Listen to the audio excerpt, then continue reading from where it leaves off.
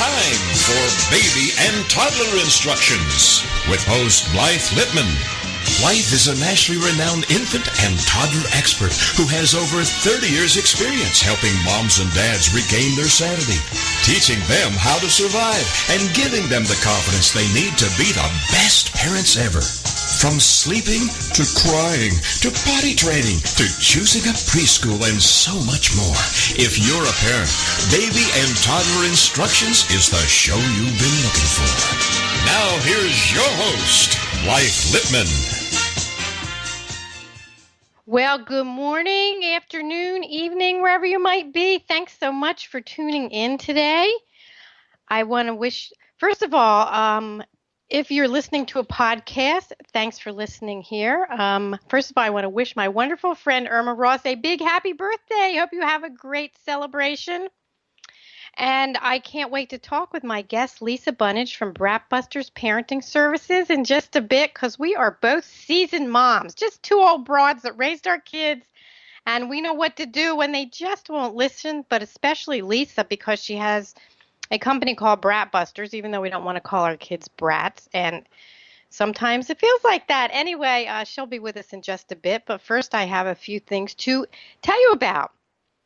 Speaking about children and brats and, getting them to listen. It's all normal for toddlers to not listen and to do what they want. Part of being a toddler is exploring the world and seeing what they can do. And you always hear a toddler say, self, do it self. They want to do it themselves, and that's all normal, but you have to keep them safe and you have to set boundaries and teach them right from wrong. So yesterday on the Today Show, they were talking about spanking. Yes or no? And the consensus on the show was that sometimes it's okay to spank. You know what? If you are listening live, call us at 877-864-4869 and tell me what you think. Do you think it's okay to spank? If you are listening to a podcast, you can get me through my websites, babyinstructions.com, mybestparenting.com, or I'm on Facebook and Twitter. Send a comment. I would love to know what you think. But of course, I'm going to give you my opinion. I think that spanking has a time and a place, and I can say that I spanked my daughter only one time, and the reason I spanked her was because I was getting her out of the car, and I had to get her brother out of the car seat, and she ran into the parking lot, scared the crap out of me, and I just reacted and gave her a couple spanks on her bottom, and you know what? She never did it again. They talked about whether you should threaten to spank. If you don't listen to me, you're going to get a spanking. I can say that there's pros and cons. As we all know, you don't want to teach your child that physical violence, physical things are okay to settle problems, but you also want them to know that you're the parent and you're the boss, and some things just don't work out. However, in saying that, whatever works for your family, I'm not saying it's good. I'm not saying it's bad. I mean, things are different every day when you have little ones. So call us. Let me know what you think. 877-864-4869, or you can also go to our chat line at toginet.com and type it in. Would love to hear. Of course, I have to give you my weather report, as I do every week. Very hot, humid. It's supposed to be 113 degrees here in Arizona. It's the big joke. You always see a picture of skeletons because it's a dry heat. Let me tell you, this time of the year, it's humid and 113. You go outside and it is pretty darn hot. The only thing I wish is that we'd have more than 3 minutes of rain, because we really don't get much rain and we do need the rain. But I want to wish you all a happy summer and take a dip in the ocean for me if you're at the beach. But, I have to tell you this, too. Can you believe some of our schools started this week? And it's too hot. I don't think they should start so early. Also, while we're on the subject of beaches that I just brought up, there was a really interesting article in our paper about short swim lessons help infants learn to avoid drowning. Now, there was a lot of information that I looked up from last year as well as now, and you have to hear this. 10-month-old Alexandra's feet dangled just above the pool. She tightly clutched the arms of the woman holding her, and suddenly, without warning, this woman tossed Alexandra, remember she's 10 months old, into the air, causing her to do a full circle front flip midair. I would be having a heart attack. Anyway, within seconds, Alexandria hit the surface and started to sink quickly, and her mother sat there. Her reaction was not panic. All of a sudden, Alexandra flipped her body around 180 degrees, soon rising to the surface, and her head poked out of the water as she began floating. Of course, she was gasping for air. Anyway, this is called Survival Swimming Lessons, and it's a recognized program that teaches young children to flip over and float to prevent themselves from drowning. The technique is called self-rescue. And the program starts anywhere with 6 months to 6 years old. You can teach your children how to flip over. There are 5 lessons usually in a week, and they only last about 10 minutes. It's because children, they only last 10 minutes because children don't have the stamina to learn how to swim or, I guess, find how to get out, especially 10 months old. I mean, they're babies, or even 6 months. So they teach them in very small steps, but what this article did say, teaching children to swim cannot be the only answer to drowning prevention. No matter how many swimming lessons you give a child, it doesn't keep them safe. The best safety is supervision. Don't ever assume that your little one is safe because she knows how to swim. 4 years old, 5 years old, they love the water. Lots of them are little fishes. You want to make sure that you are there, always watching them and supervising them. And I do have to say one more thing because I have dogs. And for you dog lovers out there, don't forget to teach your children, your dogs, how to get out of the pool. I call it pool school.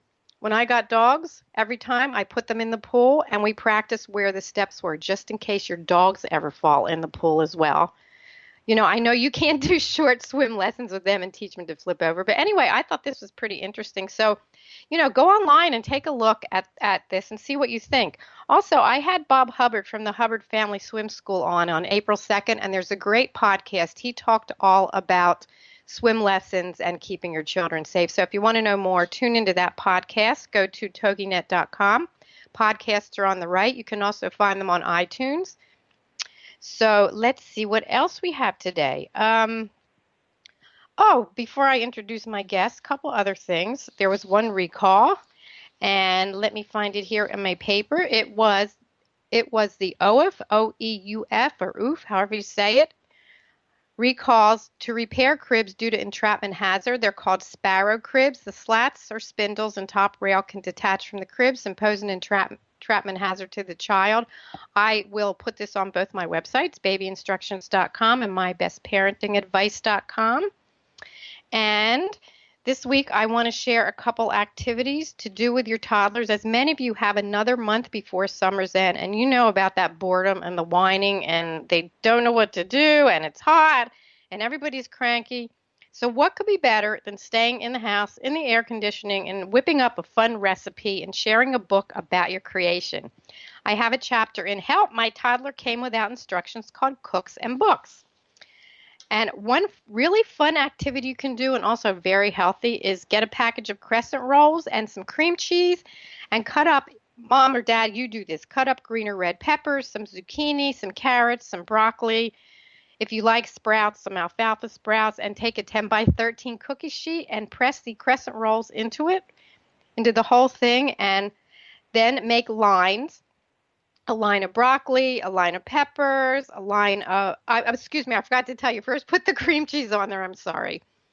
Then make a line of the broccoli trees, the carrots, and Mom or Dad put it in the oven, 375 for 8 to 10 minutes, and there you have Field of Greens. What a fun activity for your children to do, and also it's healthy. Also, I will share one more because you can do this with your younger child. Make some circus pudding.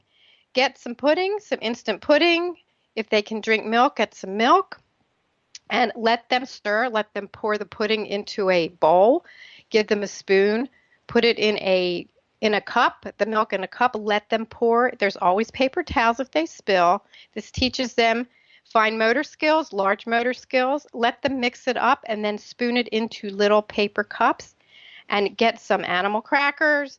You know what, some Teddy Grahams, some circus animals, and let them decorate the top. Put it in the refrigerator and get out a great book called Thomas Goes to the Circus, or there's another one called Diary of a Worm, because you can also make chocolate pudding cups. And these are great activities to do with your children in the summer when it's so hot. Plus, they make great snacks, you know what, and they're healthy. So if you want some more great activities, you can get Help My Toddler Came Without Instructions at Amazon, at barnesandnoble.com. And this chapter has tons of recipes, activities. They're fun, they're easy, and they also have books that go with each recipe. So those are my tips today from my book. And let's see, before we go to a break, let me tell you a little bit about my guest, and I will introduce her after the break. Her name is Lisa Bunnage. She's a parenting coach with Bratbusters Parenting Services. She's been working with children for 40-plus years in schools, hospitals, youth detention facilities, and she uses a mix of down-to-earth common sense and humor to teach parents how to get respect from their children.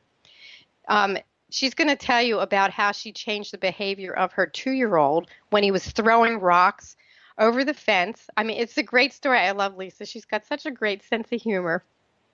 Over the next year, after she taught her 2-year-old some tips about not throwing rocks, she decided that she could use similar techniques to encourage good behavior and discourage bad behavior. And by the time her little one was 3 years old, he was pretty much self-disciplining. You know, once a child knows you understand them, they show more respect and want to please you. So the relationship she developed with her young children lasted right through the teen years into adulthood, and she was the fun parent, but she also had high expectations of their behavior and happiness. And Lisa is graciously offering a terrific $100 discount on her summer makeover program. It's a $297 value, and I will tell you more about what comes with it after the break because it is so gracious of Lisa to offer this. So if you have a toddler and you don't know what to do, you have a child, you don't know how to get them to listen, you're going to want to get this wonderful offer called the Summer Makeover Program with books, packages, videos, 2 private coaching sessions, and it is available and valid through July 23rd today through August 2nd, and you can sign up for this for this offer at bratbusters.com. So take a look at bratbusters.com, and when we come back, we are going to talk to Lisa. We'll be right back.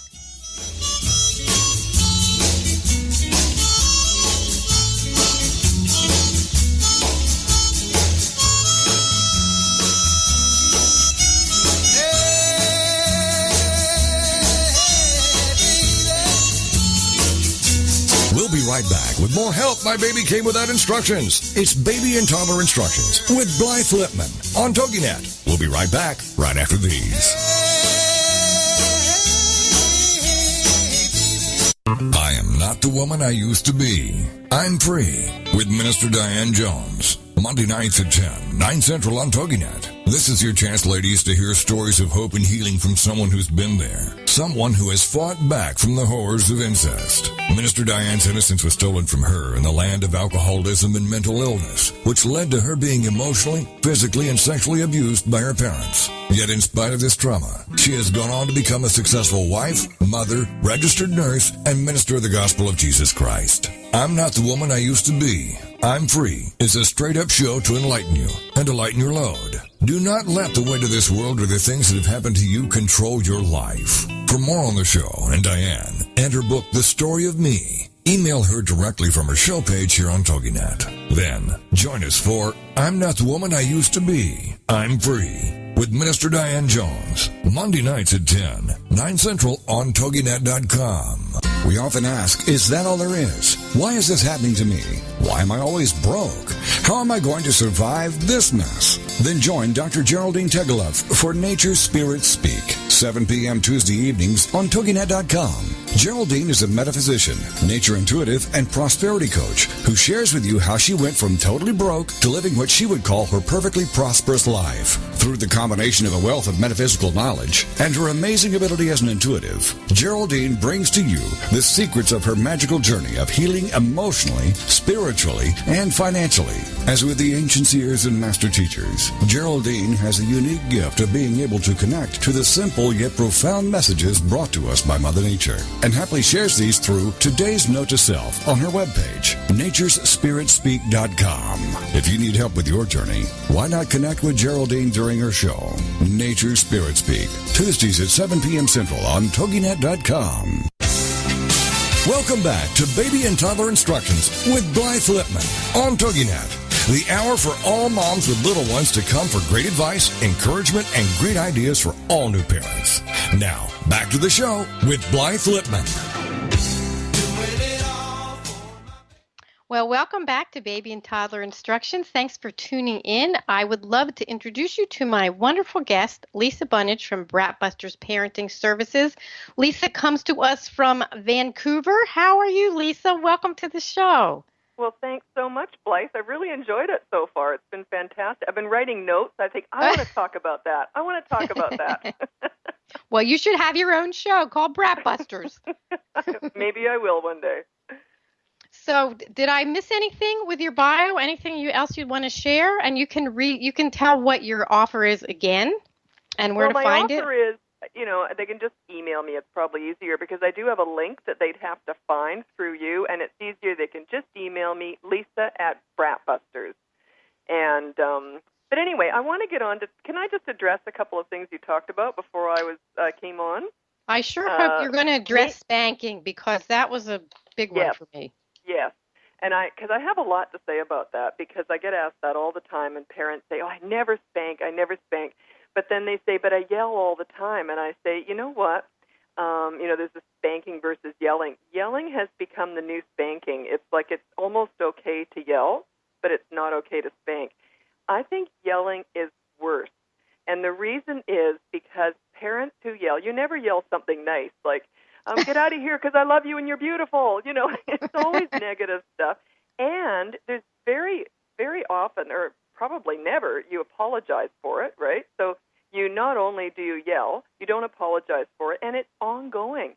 Parents are more likely to yell a lot more often and a lot longer than they are to spank. So spanking is usually a one-off. There's guilt, and then there's apologies sometimes, and then that's it. It's done. But yelling is ongoing, it's continuous, and words hurt. So yelling, I think, is worse. Pardon? I agree. You know what? I so agree. And you know what? The other thing is, if you have a toddler and you're yelling, they hear like 3 words. If that, it's just white noise, and it just makes them feel awful. It just does. And, parents say, well, I have to yell. It's all that works. You know what? That's going to backfire big time in the teen years. So what do you think about spanking? I'm not for it. All of it's a sign that you've lost control. There are better options, okay? I'm not going to say spanking's good or bad. It's a sign of loss of control. And, of course, you shouldn't do it, but everyone makes mistakes, right? If you're going to spank, just say, okay, whoops, I didn't know what I was doing there, so I'm going to have to find a better way to deal with this. And there's lots of more effective ways of dealing with kids than spanking or yelling. And we've all done it. We've all spanked. We've all yelled, or most of us have anyway. Especially us oldies. You said we're 2 old broads who've raised their kids. We've probably done everything by now, right? You know what? I'm not losing my credibility here. No, we have. Because you're so tired. You're tired. You're busy. Especially, it's changed a lot. I mean, my children are in their 30s. And, most families, both parents work, and you come home from work, and everybody's cranky and hungry. And you know what? It's tough. It's really tough to balance everything with young children. And this is what I deal with my clients all the time. And I say, once you've met your children's needs, their wants become less. So most kids, when they're yelling for what they want, not for what they need necessarily. So if you meet their needs, let's say you come home, you're tired, it is worth your while to get outside and run around the yard for 10 minutes even. You have to burn off some of that steam and energy. And not only that, it's bonding time, too. Just run out. They're very physical. We're not. We want to discuss and reason. They don't. They want to run outside with you. That's really their need. So you've got to burn off some energy right after work and right after daycare, right after school. And, you just have to. It's the best way. It's what I did with my kids. I made sure we always did something physical after school because then everything was golden. You know what? I love it because we need it too. As much as we all say, I don't want to exercise, just 10 minutes of it, everybody feels better. So, you can walk and they can run circles around you. It doesn't really matter. But it's a matter of meeting their needs. And especially with little, because we're talking little ones here, and their needs are physical. They need to burn off steam. Absolutely. But we forget that, we're older. We do forget that, especially I forget that. Anyway, I want you to share your story about how you came about this with your 2-year-old throwing rocks. I love it. Well, it was one of those moments where you go, oh, I get it. It was interesting because he was 2 and he was in the sandbox outside, and I was in the kitchen cooking, and I looked outside and I heard this banging noise, and he had been throwing rocks over the fence into the neighbor's yard.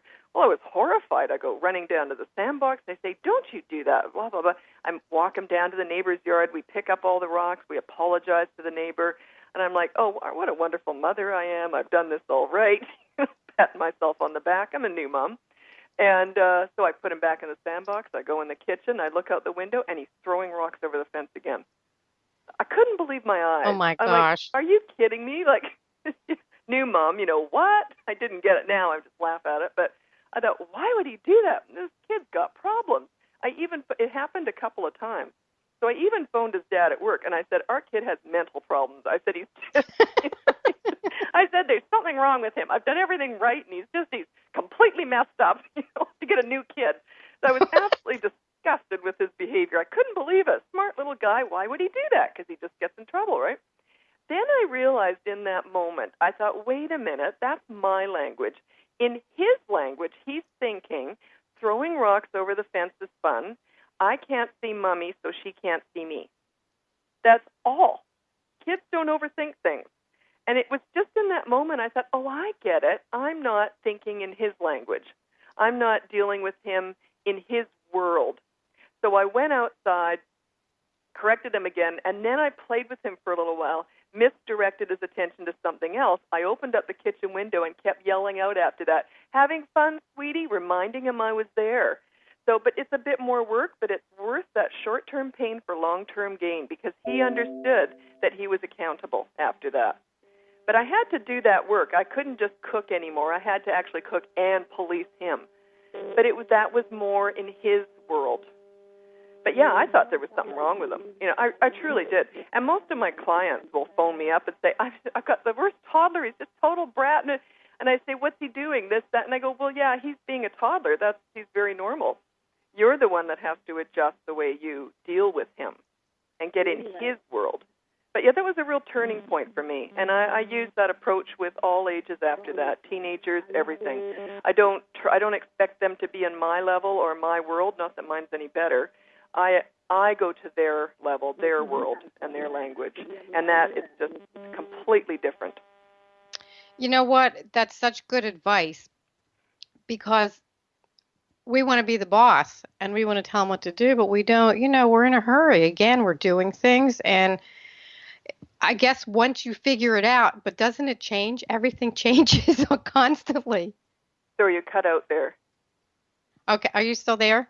Yeah. I think we're having a little bit of a technical issue. What I was saying is that, things are constantly changing. So being on understanding them, I guess we have to constantly change too. A 2-year-old is different than a 4-year-old is different than a 6-year-old. Well, actually, a 2-year-old is very different from a 2.5-year-old, from a 2 3/4-year-old, and a 3-year-old. They change all the time. And it's our job to always be watching and listening to understand them, not just to gather information to lecture with. And I preach this all the time to parents. And I say, they say, I'm listening all the time. And I say, but are you listening just to gather information to use?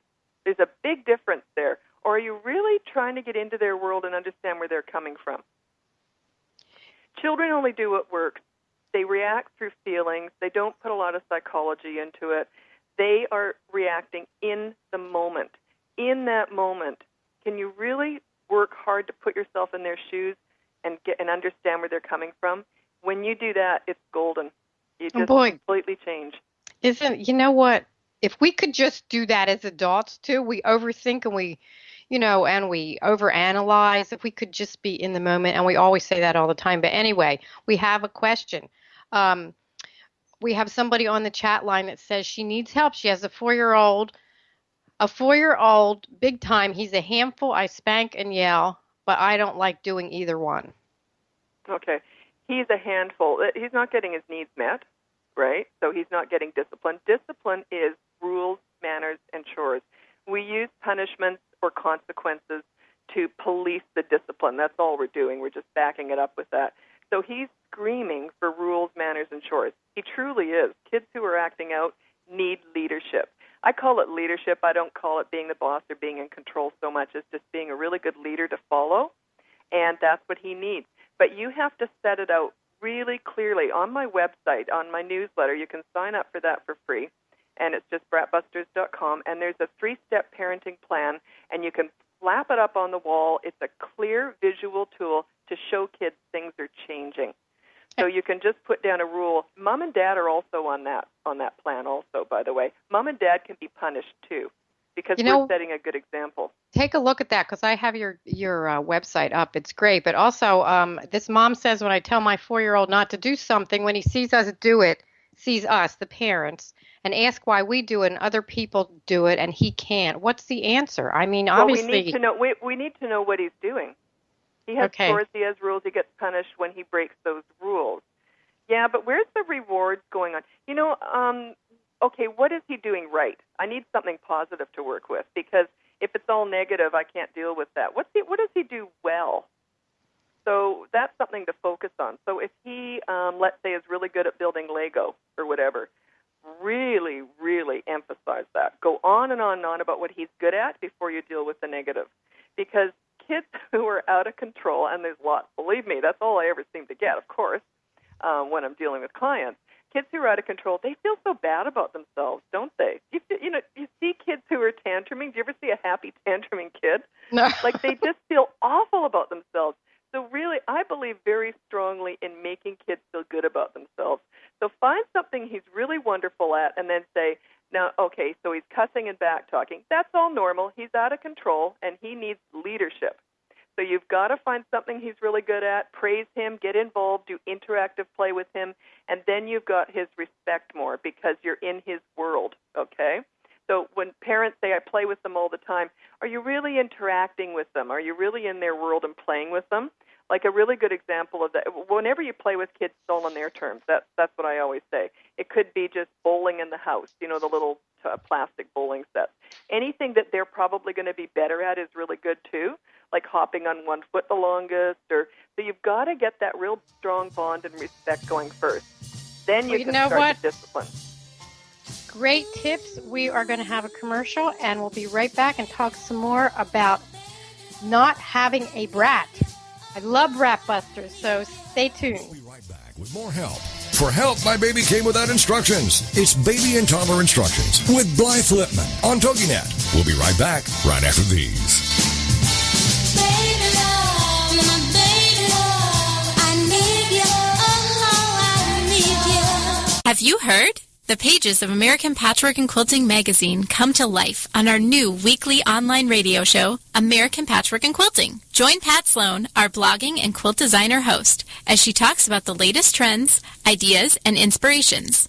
Her guests include quilt pattern designers, authors, quilt shop owners, and our editors, all quilters, just like you. Call in with your questions. Get quilting tips from industry experts. Learn about free patterns. Hear behind-the-scenes stories from our magazines, American Patchwork and Quilting, Quilt Sampler, and Quilts and More. Get the scoop on free stuff and find out more about the best independent quilt shops in North America. To listen to a live show, tune in Monday at 4 p.m. Eastern. Just log on to allpeoplequilt.com/radio. To hear past shows, go to iTunes and search for American Patchwork and Quilting Radio. We hope you'll join us because we know that quilting changes everything. Do holidays and celebrations get you down and leave you feeling frazzled? Then join Sandy Fowler and her guests on Heart-Filled Holidays every Monday at noon, 11 a.m. Central on toginet.com. Sandy will help you discover the secrets to having the celebrations you've always dreamed of while adding fun and meaning to your life.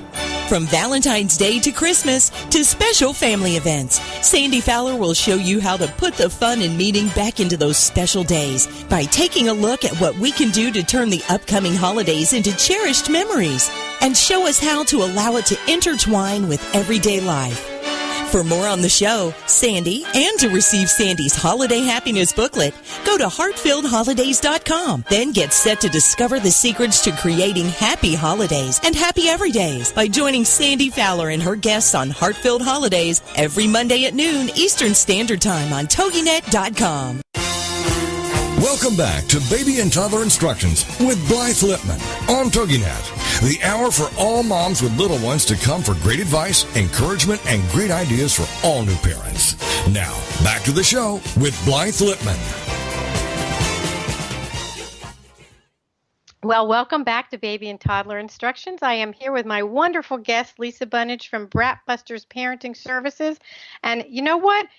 Lisa says you have to focus on the positive, not the negative, even when you're tired, even when you're grumpy and it's been a long day at work. You know, if you didn't tune in the last segment, she talked about find something your child is good at and focus on that. You know, we all yell, we all make mistakes. It's just part of being a parent. So, Lisa, I want to ask you a question. When you do yell or get out of control yourself with your child, is it important to apologize to them? Absolutely. And then you say, what can I do to make it up to you? Because you have to be punished for that. You were naughty.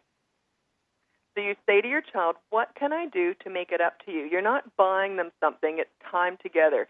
Say, do you want to go to the park? Do you want to go ride the bike? Do you want to just run around the house? Do you want to play balloon tennis in the house? You know, like something interactive. So you have to apologize. You're setting an example for them to follow. Too often parents do all the wrong things because they're reacting to a naughty child, right? And all children are born to push buttons, by the way. They're all born to test the limits. So when they do, we get out of control, but we're not accountable. Children see that, and they think, why should I be accountable? You know what? Makes sense. I mean, I say this every week. We're our children's best role model. And if we do something and we don't, I guess, make good on it, and don't go buy some big toy, like you said. You don't buy anything. That's buying their love. It's not the same thing.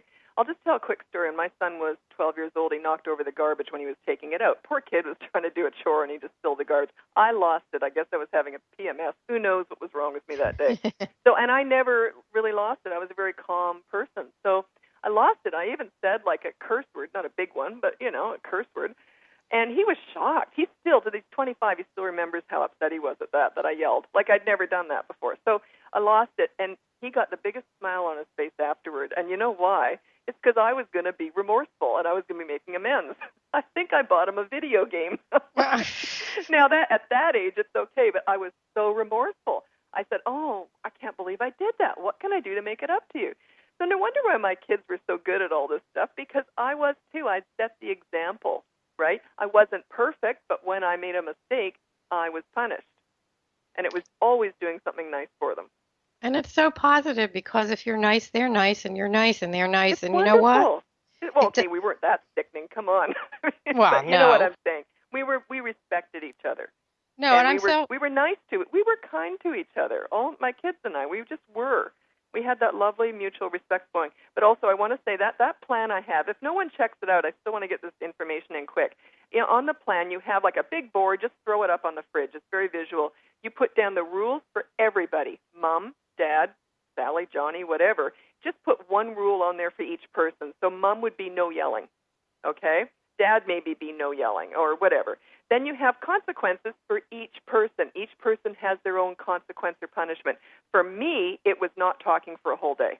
That, to me, would kill me, okay? So it has to be something that hurts. So, and then the last one is like a 3-step parenting plan. The last one is the motto. You just put down, we will be kind to each other, or we will listen to each other. Don't expect that to happen, but just put it down there as a reminder. So when you make a mistake, the kids can go to the board and look up the punishments, put a few punishments down there, and then they can pick and choose which one. So it can be something nice for them or something bad for you if you did something wrong. So on your website, if you can't find newsletter. It's in my newsletter. If they sign up for my newsletter, they'll get that in the next newsletter. And it's just so simple. It's all free, and it's really simple. It just makes parenting organized, and it gives you somewhere to go. You know, when you're having those moments and you go, what do? You just go right to that plan. The kids have already seen it up there. They know it's there, and you go right there. And you can almost sort of pass the buck and say, well, the plan says it, so it's not even your fault. The plan says that you have to clean up your room or whatever. And parents say and Lisa has a great video on her site, bratbusters.com, and parents say, for the first time, I feel proud of how my children act. And my husband and I are finally on the same page. I mean, her methods work, and they're great. So here's a question. What do you do when you have a baby? Babies don't understand, and they bite you, or they hit you, or I mean a little tiny baby, but, let's say they're 10, 11 months old, and they start doing these things because they're all normal, and they're just trying to see cause and effect. Should you discipline a baby? No, of course you can't discipline a baby, but you can make sure it never works. So if they grab a toy off another child or hit the kid with the toy, just take the toy away. But just give them a stern look and a no, but no, and you can't discipline a child. But you can. A form of discipline is making sure that nothing positive comes out of it. So they will lose the toy. They will be removed from the situation. You will turn your back on them and ignore them if they've just bit you. It's sort of make sure there's nothing positive. That's all you can do. And I always say, little ones, their attention span is like that of a fly, so you can give them something else. But also, when your child has a tantrum, I always used to tell parents, if you're in the grocery store, your child throws himself on the floor in a tantrum, don't point to him and go, does anybody know whose kid this is? And walk away. But Lisa's right about turning your back, because if you don't have an audience, it's not fun if your child's acting out. So what do you say when there's a tantrum? What's the parent to do when your kid is in the throes of a wild, screaming, yelling, I want this tantrum? What do you tell your parents? Well, it's one of my favorite subjects, because I say you've got to get over public embarrassment, because if you don't, you're going to do the wrong thing. I'm clapping. I agree. Yeah, you just have to say, you know what? Anyone who's judging me either doesn't have kids or does have kids and think that they're just too. It's just ridiculous to worry about anyone else thinks. I used to say if people came over, because I was ignoring them. This is before cell phones. My daughter never had tantrums. My son did, and I would just pretend to file my nails, and like I was just waiting them out, ignoring them. Well, people would inevitably, the old ladies who come over. Well, now we're old ladies, but old women would come over and they'd say, "Oh, is he okay?" And I'd say, "Look," I said, "he's just having a tantrum. I'm just ignoring him, right?" So, but you just have to go through that. I even had a manager in a store come over and say, "Yeah, was everything okay, ma'am? In other words, can you get your rotten bread out of here?" I said, "Look, can you?" I said, "I shop here all the time. It's only going to happen once, guaranteed." My son did it once in a supermarket, never again. Because I ignored him. He got to the point where he got humiliated because he didn't get any attention for it, and I was in total control, talking to other people. Inside, I was steaming, absolutely steaming. I was seeing red. I was so mad at him, but I didn't let him see that. You just have to go through that. Do that hard stuff initially. Go through that once, maybe twice. But I didn't train him it was okay to do that before. Parents who get in a routine, who have already bribed and already given them candy, it's going to be harder. It's going to take 3 or 4 times. Get past the public embarrassment, ignore the child, just make sure they're safe, and then just walk away afterwards and don't even bring it up. You never punish a tantrum. It's an emotional outburst. It is not a naughty behavior, okay? But you can punish them for what they did beforehand. If it was something awful, if they kicked someone or whatever, and then they had a tantrum because you took them away, you can punish them later for kicking, but never in the moment. Tantrums are complete. They're nuts in that moment. You can't deal with them. But never feed it with attention. Attention is tantrum food. That is so number one, because I see, I'm sure you see parents all the time. They're trying to reason with their child. We don't do this because. My favorite thing is when they lean down and they go, "What do you want? What do you want?" And I always say what they're actually saying is, "Tell me how to parent. I don't know what I'm doing." That's what the kid's hearing. Like they know you're not in control. I guarantee if I walk away very calm and controlled, that kid's going to follow me. Oh, in 2 seconds. In 2 seconds, your child is not going to. They will. If they can't see mommy or they think she's leaving, in 2 seconds they'll be up. And I just want to add to this, because in my book I say if you have to go to the grocery store after work and everybody's tired, make sure your child's had a snack, because sometimes they have tantrums because they're hungry. Well, they've had a long. Sorry, it's so important to do that, because parents say, "I just expect them to be good." Are you crazy? You're not meeting their needs. I would run around the park with them first, or even run around the car, by the way. Burn off that steam. I always had a goodie box everywhere we went. And inside that goodie box was full of cheap, junky dollar store toys, some healthy snacks, a drink. They always had something to look at. I met their needs. So they were always good in the store after that one big massive tantrum because you got to meet their needs, right? Right, and the goodie box only comes out at certain times. It's not on the floor. Only when we were out. Right. And I only bought a whole bunch of toys, but they were rotated. So I only bought the whole bunch of toys once, and then I rotated them. But that they only saw them while we shopped. So they were always fun. And easy. It's so easy. And they were also a sign. That's also a sign that I'm in charge, that I know what I'm doing. When you lay out rules, the more, kids love structure. They just love it. So here's the structure. This is our shopping goodie box. Here we go. Open it up. Yay. And then that's time to be good. It's a signal. You just sit there quietly and you be good. It becomes a routine. Kids are great at all this stuff. The parents are the struggle because they haven't done this before. The kids pick up on all this stuff so quick. They're great. Kids are great. They react to this stuff beautifully. This is all in their language, though, you see. Parents say, but shouldn't I be reasoning with them? And I say, that's not their language. 2-year-olds don't reason. Of course like they you said, do. They have the attention span of a fly. I mean, if you could reason with a fly, maybe you could reason with a tantruming toddler. That's why you have Bratbusters and I have Help My Baby and Toddler Came Without Instructions, because there are no instructions. And none. Well, that's what we provide. But you know what also is we laugh at it, and my company's called Bratbusters. It's just because we've been there and we realize it's small potatoes when they're little.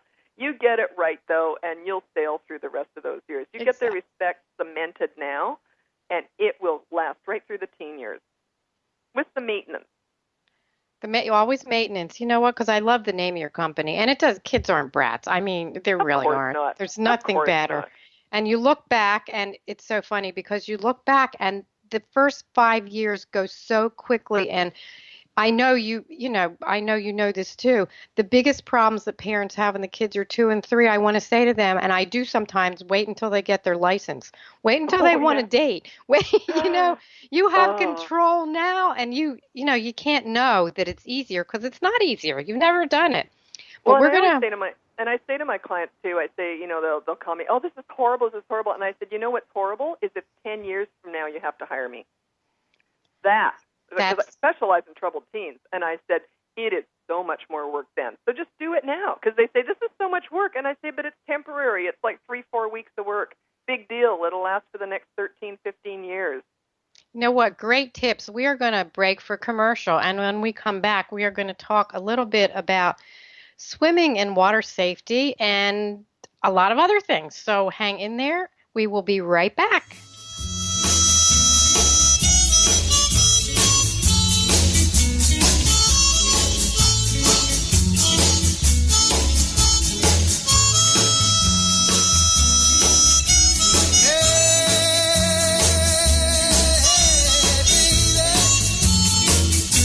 We'll be right back with more Help My Baby Came Without Instructions. It's Baby and Toddler Instructions with Blythe Lipman on TogiNet. We'll be right back right after these.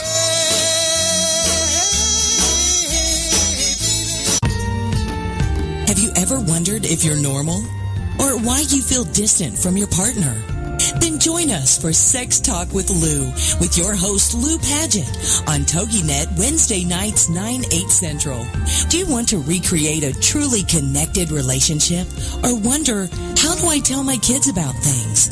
Join Lou Paget, one of the world's best-selling authors in the field of sexuality, a certified sex educator and sought-after expert for all media, and her renowned expert guests as they discuss anything and everything about sex that impacts our lives and our families' lives.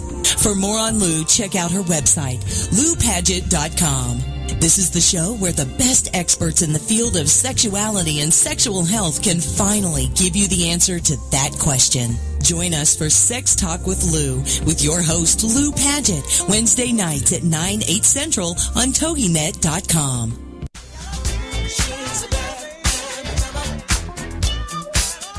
Welcome to The Quip with Miriam Nicole Huffman, a modern woman's guide to styling her faith, family, and finances. The online radio show dedicated to today's positive, purpose-driven woman who's ready to heal her heart, her head, and her household by realigning with what she values most. If your highest values are faith, family, finances, and freedom, you're in the right place. Host Miriam Nicole Huffman is a woman on a mission. Her mess to success journey has taken her from life as an upper-middle-class stay-at-home mom to a broke single mom to living a life of joy and wholeness as she builds a thriving business while raising her healthy, happy family. Every week on The Quip, Miriam Nicole shares her love, life, legal, and lifestyle success secrets. Whether it's wisdom you're seeking, inspiration and motivation from someone who's hit rock bottom and risen to success, or you want to know how to fully align your faith, family, and finances to create more freedom for yourself, you're in excellent hands with Miriam Nicole. Check out past shows by clicking on the podcast player to the right, or check our recent guests in the blog below. Got a question for Miriam Nicole? Want to be a guest on her show? Email us at thequip@miriamnicolehuffman.com.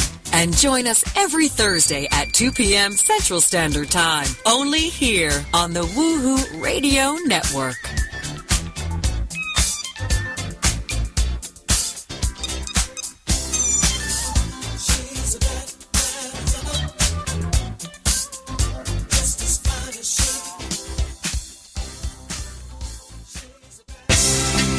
Welcome back to Baby and Toddler Instructions with Blythe Lipman on TogiNet.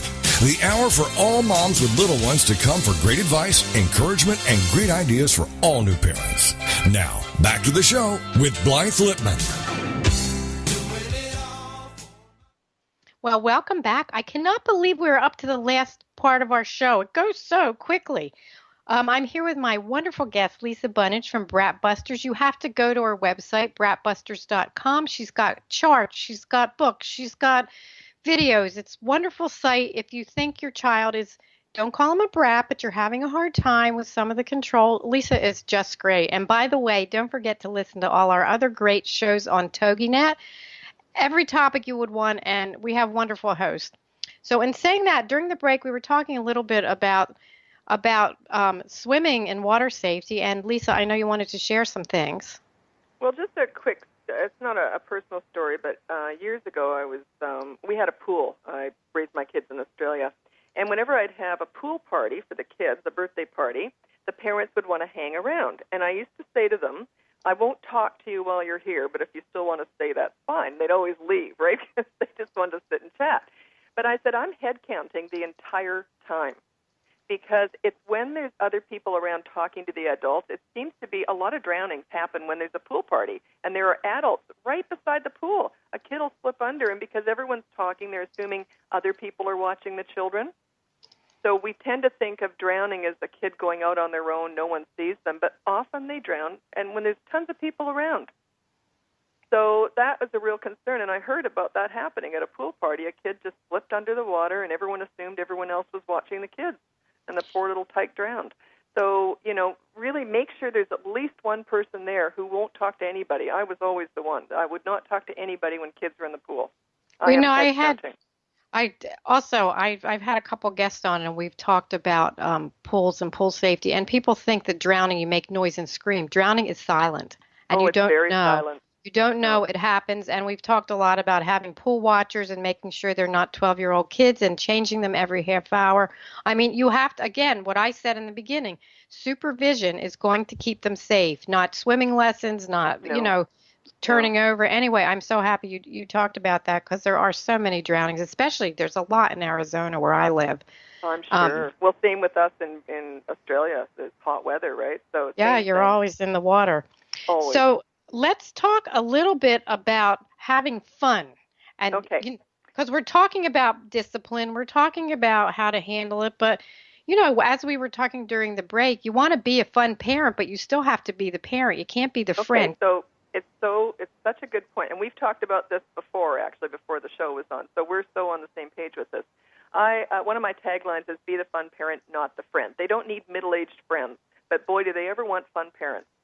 There's a big difference, and the difference is a friend doesn't discipline, but a fun parent does, okay? I was always the fun, goofy mom. Whenever the kids had friends over, the poor kids, they were such victims of me, is that I always ran around the house with underpants on my head. I always went for the laugh. Because I love laughing, and I'm always looking for an audience, right? I think I'm such a comedian. And so I was always the fun parent, but the kids always said if anyone ever stepped a toe out of line, I was mom. I was always mom first. That was my top priority, is raising nice kids. But, when you get that in place, and then parents say, I can't be fun because they're never nice. I always have to be mom. That's when you have to become an opportunist. And I was talking to someone here on the chat line here, and I know she's struggling a lot. We'll talk on the side. And I know she's struggling a lot. But you really have to become an opportunist and look for those moments when, and parents, they're never good. Well, then look for the moments when they're not quite as rotten as they are the rest of the time, okay? You just have to. Dive in there and have some fun with them. It sets you up in a whole different conversation with them. They listen more, they respect you more, they want to be around you more, they want to please you more. I used that technique with the troubled teens I worked with, and I was the very last ditch attempt to try and keep these kids out of detention centers. So I was like their last hope. And I never took their files. I never opened up their files, which were gigantic, by the way. These kids were massively in trouble. And I used to say to them, well, give me something. I said, you're quite disgusting right now in every way. Give me something to like. And they'd laugh, right? Because I love kids, and they pick up on that. And I always needed something to like and something positive to work with first. You start with the positive, then you can work on the negative. If you do it the other way around, it doesn't work. Or I guess it could, but I wouldn't want to work that way. You have to get that fun relationship so there's some laughter, some smiles, some happiness between the two of you first. You want to cement that relationship in there first. Then you can go with the negative stuff. It's so important. I really stress this with parents. Everyone I work with is enjoy your children. Have fun with them.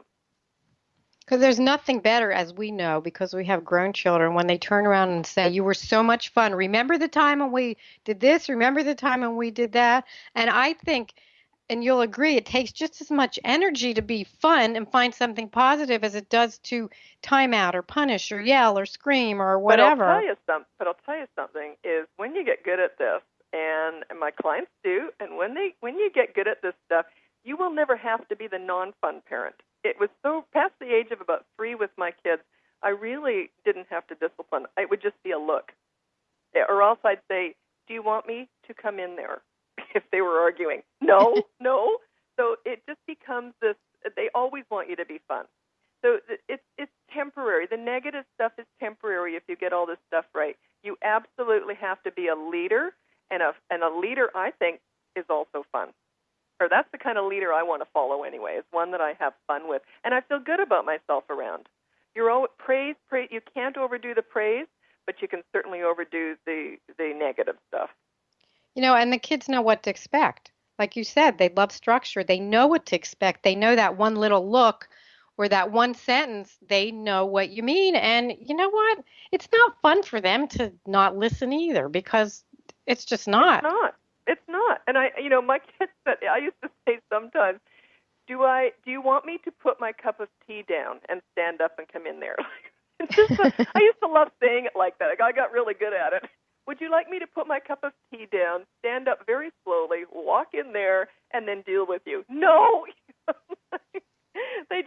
Even now, they'd start to laugh. Of course they didn't want me coming in there. The funny thing is, I never even did anything. It was just the threat of it. The threat of mom was enough. My ex-husband could not discipline. It was not him. I loved it. So I said to him, look, you can be the treat master. You can be the real fun one. Go take them out, give them treats. And then he couldn't handle them when they was out, right, when they were really little. So I'd say, just threaten with me. He would just say, I'll tell mom when we get home. And that was it. I was always funny? The threat. And my son said when he was a teenager, he would never break the law. He'd be terrified I'd get to him before the police would. But he didn't even know why. Why he was afraid of me. It was just that respect, right? I think didn't that's even really great. do anything. It's great, because how many times they say, wait till your father gets home. That's for a million years ago. Wait till your father gets home. But then what would he do? He'd come home and spank them. It wouldn't be fun. No, he'd come home and give them a whack, and then he'd go read the paper. So it wasn't even like a bonding thing, whereas I definitely was the fun mother. Absolutely. So you can mix fun with discipline. 100%, I think it's the only way to do it, to be honest. But you got to be the leader first. You've got to be mom or dad first. That's your absolute primary role, because you are not a peer. You are not truly a friend. You can sort of be friends, but you are their parent number one. Throughout their lives, you are the parent. So really quickly, you have a 2-year-old. He throws blocks. He hits the wall. He won't stop. What do you do? Well, you take the blocks away, you remove them from the situation, and then you try and show them. You have to, you can't just talk about the negative. You have to show them positive things to do. Let's go play balloon tennis. Just blow up a balloon. Just use your hands and whack it back and forth. So you got to burn off the steam in a positive way. You can't just show children how not to act how to not act negatively. You have to show them how to act positively. So here, if you want to throw something around, here's a balloon. So meet their needs, right? Just great tips. I love it. Well, we're at the end of the show, so I am going to have to say goodbye to you. Thank you so much for being my guest. You're wonderful. Check out Bratbusters.com and contact Lisa and hire her. And she has a terrific offer. So you know what? Send her an email and get in on that offer, because she can help. Lisa, thank you so much. You have a great rest of your day. Thank you, Blythe. I loved it. Take care. Bye-bye. Bye-bye. Wow. Lisa's great. Her tips are wonderful. I'm going to put all her information on babyinstructions.com and mybestparentingadvice.com. Next week's guest will be Dr. Nina Shapiro. She's the Director of Pediatric Otolaryngology and Professor at the David Geffen School of Medicine at UCLA. She's a pediatric ENT, and we're going to talk all about choking, the good foods, the foods never to give your children. It's going to be such an important show. Please, please put it on your calendar, because you know what? We want to keep our kids safe. Also, remember, if you have any baby or toddler issues, you can schedule a coaching appointment with me anytime. A little different from what Lisa does. Sleeping, eating, crying, tantrums. My phone number of my office is 480-510-1453. And check out my favorite tips on mybestparentingadvice.com and babyinstructions.com. I'm going to put some new ones in today, and I'm going to put a special new recipe as a treat to do with your children. Also, you can follow me at Facebook, Twitter, LinkedIn, Pinterest. I put pictures, I put tips. You'll love the pictures. I do have a sense of humor, so I love sharing my pictures. Today, I want to leave you with these little gems. First child eats dirt, parent calls the doctor. Second child eats dirt, parent cleans out the mouth. Third child eats dirt, parent wonders if she really needs to feed him lunch. And Jerry Seinfeld said, a 2-year-old is kind of like having a blender, but you don't have a top for it. And boy, isn't that true from everything we said today. It's normal for children to press your buttons, to experiment, to try things. Even babies, when they throw things off of their high chairs, they don't do it because they're bad and they want you to keep bending down to pick things up. They want to see what will happen. That's how they learn. So, as Lisa Bunnage from Bratbusters says, be a fun parent, but be a parent. Children do not need middle-aged friends, so don't be your child's friend. Be a fun parent. And thanks so much for tuning in. Have a great rest of your week, and I'll see you next time. Bye-bye.